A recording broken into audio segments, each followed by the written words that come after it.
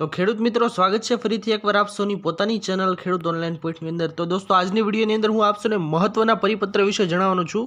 તો ખેતીની જમીનમાં વડીલોપાર્જિત સ્વપાર્જિત મિલકતમાંથી હક ઉઠાવો, વહેંચણી કરવી, પુનઃ વહેંચણી કરવી તથા હયાતીમાં હક દાખલ કરવા અંગેની કાર્યપદ્ધતિ બાબતનો મહત્વનો પરિપત્ર છે। દોસ્તો આપે ખાસ કરીને આ પરિપત્ર વિશેની માહિતી જાણવી જોઈએ। દોસ્તો તારીખ 13/9/2022 રોજ આ પરિપત્ર જાહેર થયેલો છે।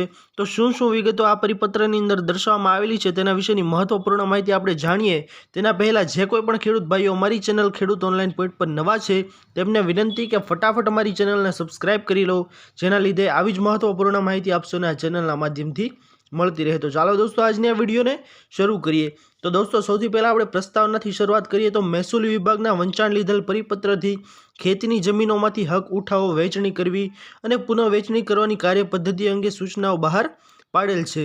આ સૂચનાઓના મુદ્દા નંબર 2 માં કૌટુંબિક વહેંચણી અંગેની નોંધમાં વારસાઈ વ્યવહારોના કોષ્ટકમાં અનુક્રમ નંબર 1 આગળ ખેડૂત ખાતેદાર મૃત્યુ બાદ વારસાઈ દાખલ થતા કાયદેસરના વારસદારો એટલે કે પુત્ર, પુત્રી, પત્ની વચ્ચે થતી પ્રથમ કૌટુંબિક વહેંચણી માટે ખેતીની જમીન માટે ₹100ની સ્ટેમ્પ ડ્યુટી ભરપાઈ કરેલ એકરારનામું કરવાનું રહેશે તેવી સૂચના આપેલ છે।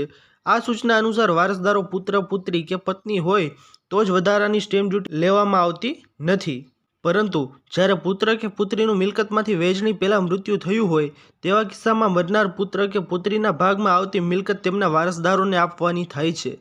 વળી કેટલાક મૃત્યુ પામેલા વારસદારોના વારસદારોમાંથી પણ કોઈનું મૃત્યુ થાય તો તેના વારસદારોને તેના ભાગે આવતી મિલકત આપવાની થાય છે।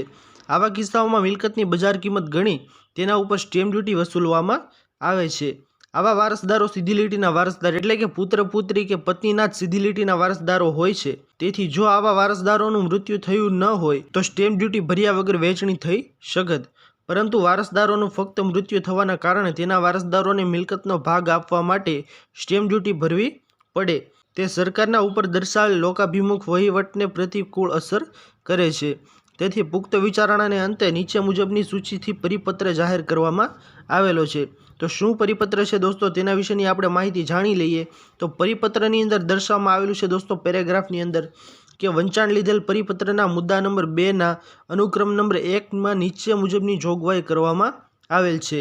એટલે કે સૌથી પહેલાં અનુક્રમ નંબર 1ની અંદર દર્શાવવામાં આવેલું છે દોસ્તો કે ખેડૂત ખાતેદારના મૃત્યુ બાદ વારસાઈથી દાખલ થતા કાયદેસરના વારસદારો એટલે કે પુત્ર, પુત્રી, પત્ની વચ્ચે થતી પ્રથમ કૌટુંબિક વહેંચણી જેમાં મિલકત, ખેતીની જમીન અને કરવાની કાર્યવાહી છે સ્ટેમ્પ ડ્યુટી ભરવાની વિગત, તો તેની અંદર દર્શાવવામાં આવેલું છે કે ₹100ની સ્ટેમ્પ ડ્યુટી ભરપાઈ કરેલ એકરારનામું આપે રજૂ કરવાનું રહેશે, જેના આધારે વહેંચણી છે તે થઈ શકશે પ્રથમ વહેંચણી હોય તો।